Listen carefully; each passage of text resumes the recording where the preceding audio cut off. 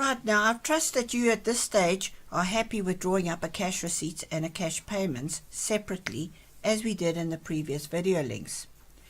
Now we're going to move on, and in the next activity here, which again I'm using New Era Grade 8, it's the task 13.11. Otherwise you can use the notes that I've got here in front of you just by freezing the frame.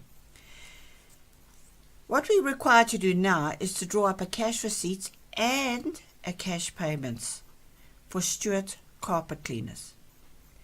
Now, in view of the fact that I've actually already focused on cash receipts and cash payments, I'm not going to actually do it with you. I'm asking you to actually complete the exercise. But again, if you have a look at it, the cash receipts journal has got the same fee income column, and there's some loan and capital and an interest. Nothing new to what you did when you did it separately.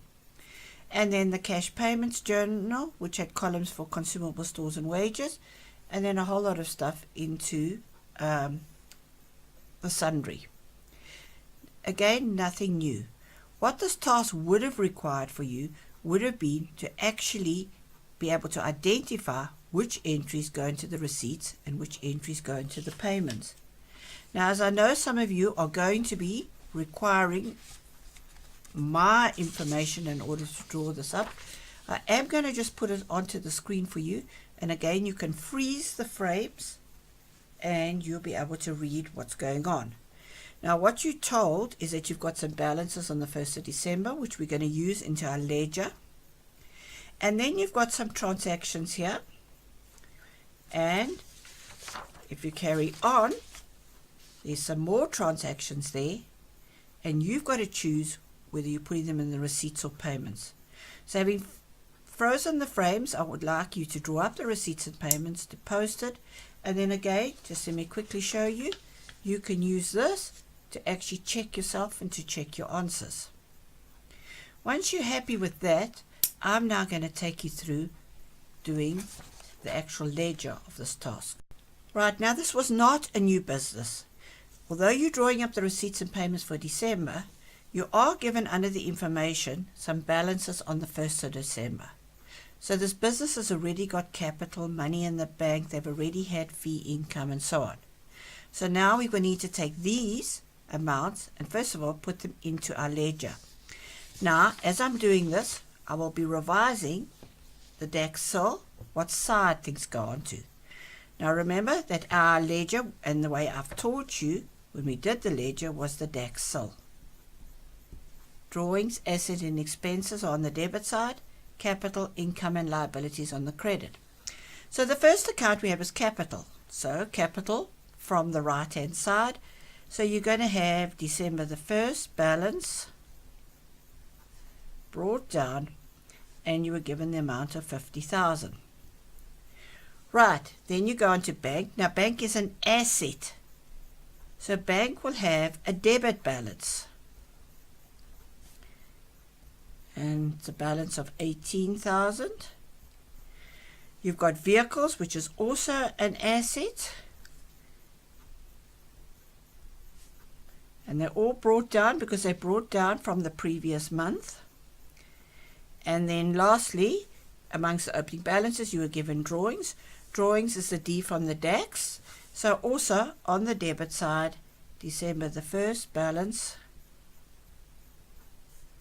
brought down, and there's already been drawings of 10,000. Right, so those are your balance sheet accounts. Your nominal accounts is made up of expenses and income. Now, using the DAX cell, expenses will all be on the debit side and income will be on the credit side. Now, the first of the account then that you're given is a fee income. Now, fee income is an income, obviously, so it'll be on the credit side. So on December the 1st. But now, this is where the difference is.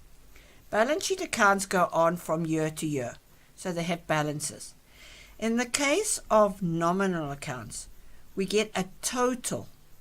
At the end of the year, we work out the profit or loss, and then that's it, finished. You don't carry it on to the next year.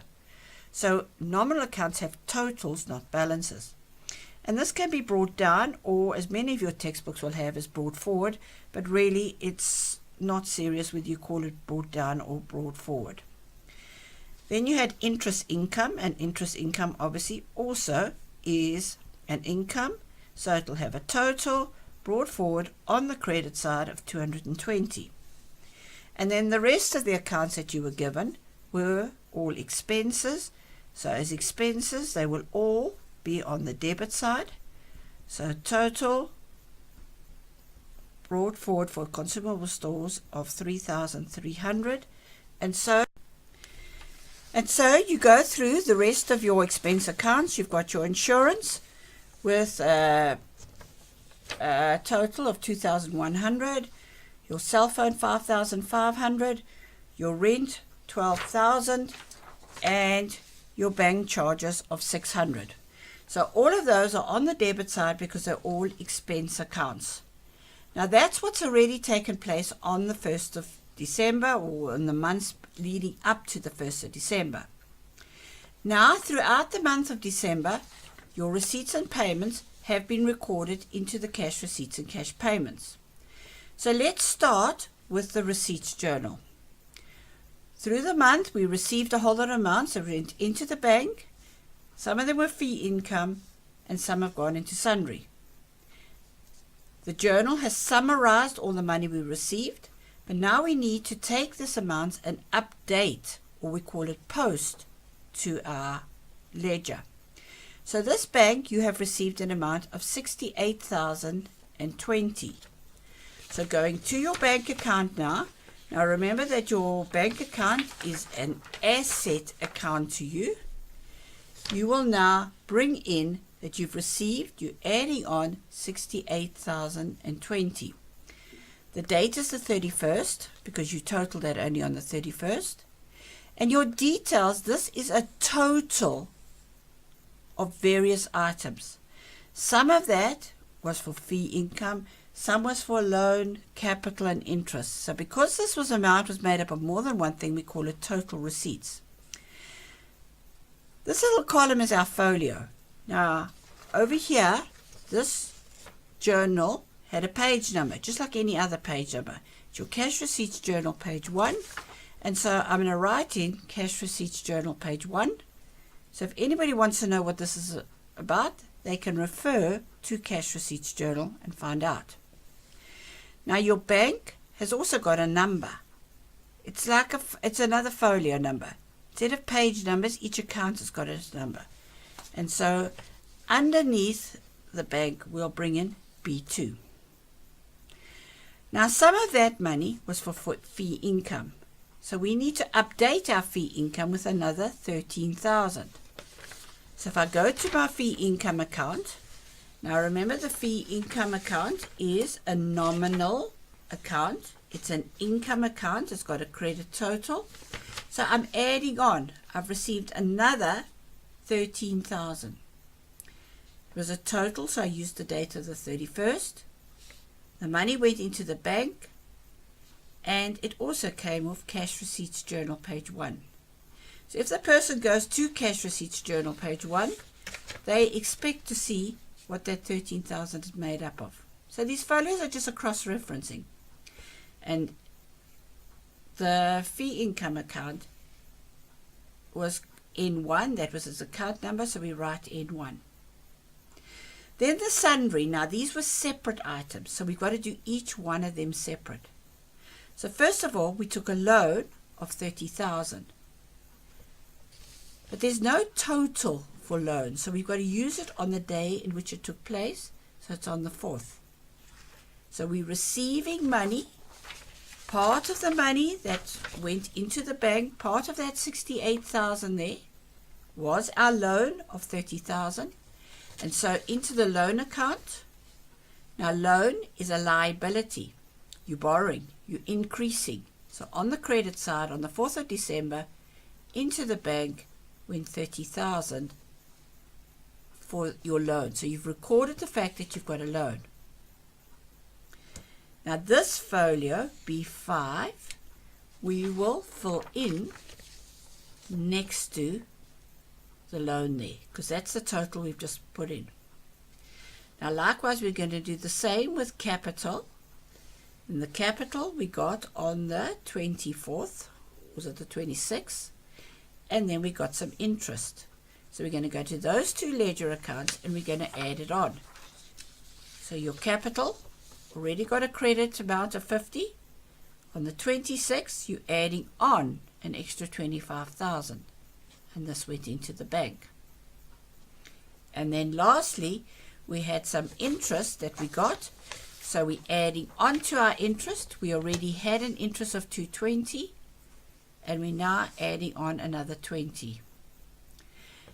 Now, these items here, these are incomes that I've just got in from, and I've written bank, the two income accounts there, and I got the 25,000 for the capital and 30,000 for the loan.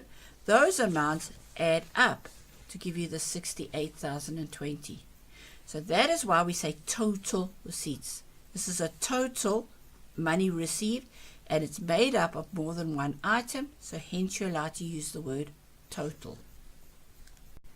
So now let's look at the cash payments journal. Now the cash payments journal, we've paid out 61,080. So our bank is going down. So I'm going to go to the bank account. Now because bank is going down, it's going to go on the minus side, and it's a total, so it was December the 31st, and it went down by 61,180. This is B2. So underneath the 61, I'm going to write B2. The cash payments journal, I've also got CPJ 1, and so I'm going to write cash payments journal 1. And at this stage, I'm going to leave out the details. Now that 61,000 was made up of lots of different amounts. So first of all, there was consumable stores that you bought. Now consumable stores, remember, is an expense account. You've already got some consumable stores. You're adding on, so you're debiting the account, and the money came out the bank, cash payments journal 1, and your consumable stores were 1050. Consumable stores total N3, and so underneath N3. Then you paid some wages of 3,200.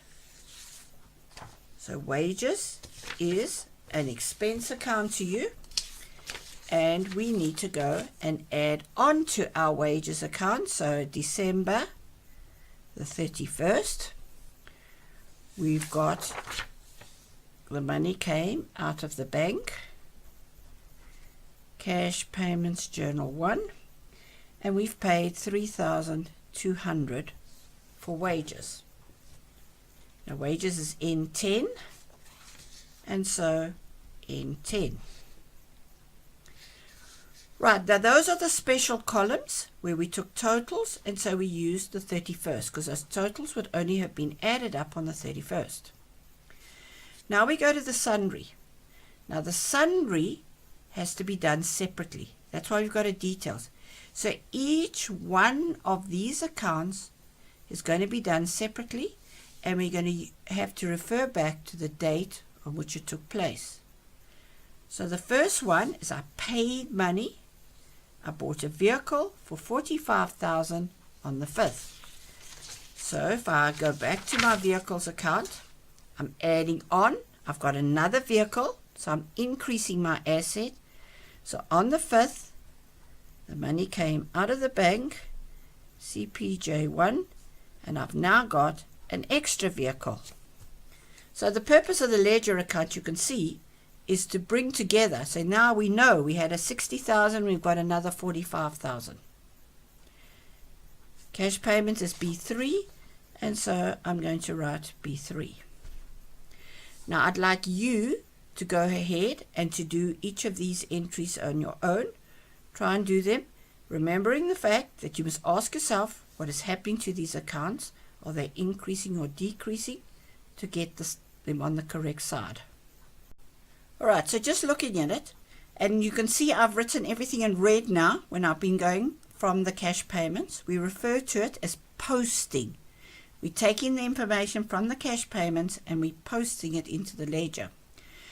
Now, in the sundry column, there were two separate drawings, and you have to do them separately. They're on different days. If the business had had a special column, for example, over here, they had opened another column called drawings, then you would have been able to get a total for drawings, in which case you'd only put one amount. So please, drawings, the amount of drawings is increasing, so on the debit side. On the 29th, you paid off some of your loan. So you're actually decreasing your loan. You're paying, the money's going out of the bank, and you're paying off the loan. Then there was extra insurance, you added on. These are all expenses. There was your cell phone, there was your rent, all expenses. You're increasing the expense. And in each case, the money's coming out of the bank. And there was more bank charges, there was repairs, there was an interest on loan, and there was wages. All on the debit side. Now, if you have a look over here, what I did is, in red now, this is for the cash payments, we credited the bank. That's 61,080. Let's first look here. That 61,080 double entry was in the consumable stores, the wages, or all of these. So while you have credited the bank because it's gone down, looking over here, we've credited the bank because it's going down. We have debited all the others. We've debited the vehicles, the drawings, the loan, all these expense accounts, including these extra ones here.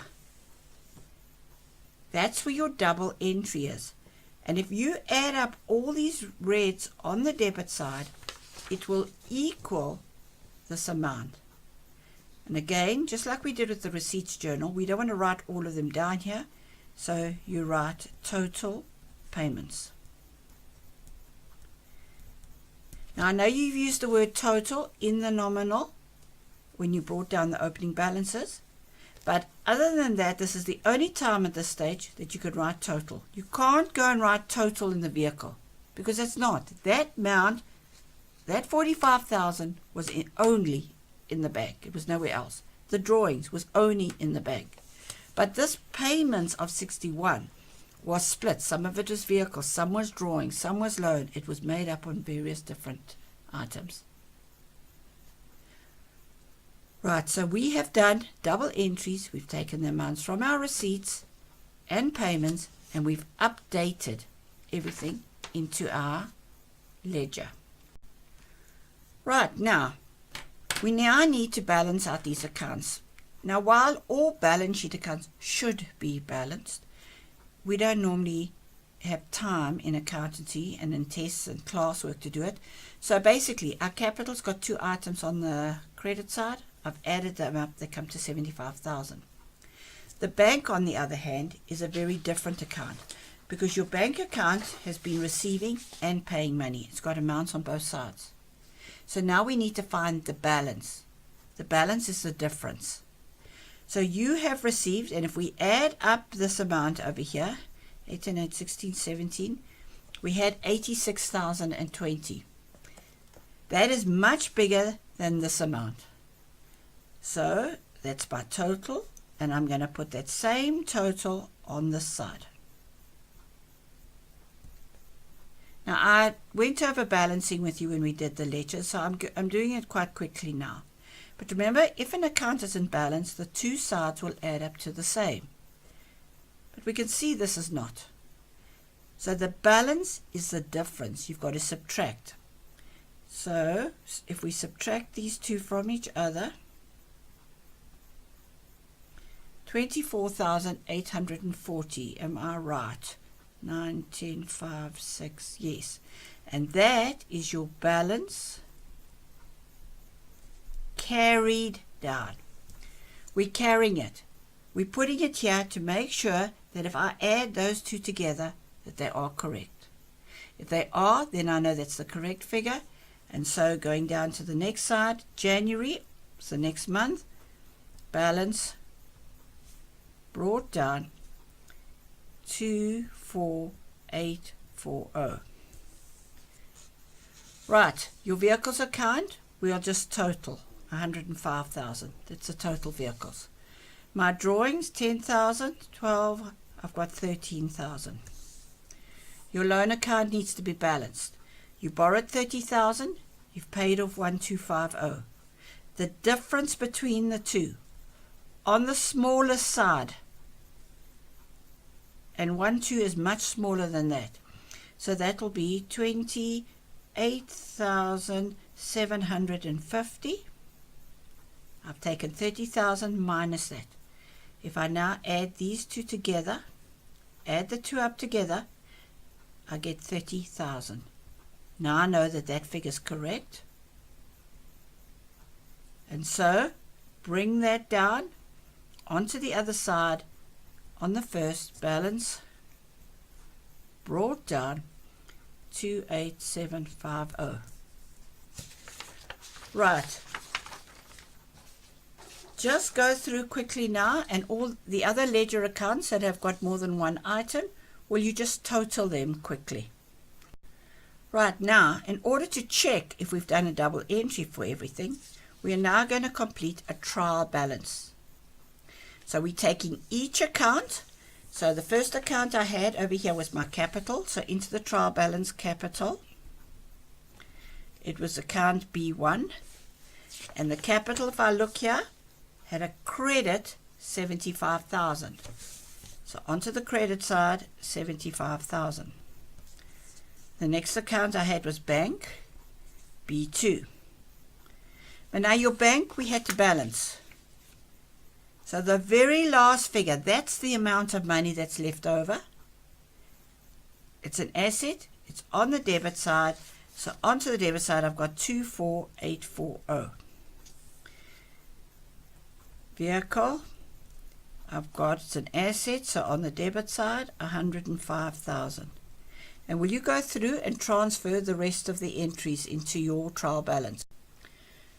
Now you should notice, as you're transferring these amounts into the trial balance, you're back to your old Daxel rule.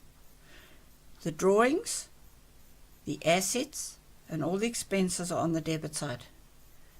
Your capital, your income, and your liabilities are on the credit side. And finally, if you add up all this, you'll get a total that is exactly the same on both sides. In other words, we now know that we've done a double entry for everything. If these amounts did not agree, then somewhere you've missed out with your double entry. And you need to go back and you need to check through everything until you can find your mistake, and this does balance. Now, it's not the easiest thing posting into the ledger, and you've got to concentrate a little bit more than you will with your journals, because you've got to be focusing on getting it on the correct side, and the details are also very important. So you need to do lots and lots of practicing of this. I would urge you to do exercises where you do the receipts and payments and posting, and then when you feel confident doing the receipts and payments, get those exercises where they've already completed those, and then just practice posting to the ledger. This ledger becomes crucial later in accounting, and you need to fully understand it. So work hard now and get to real grips with the principles of posting to the ledger.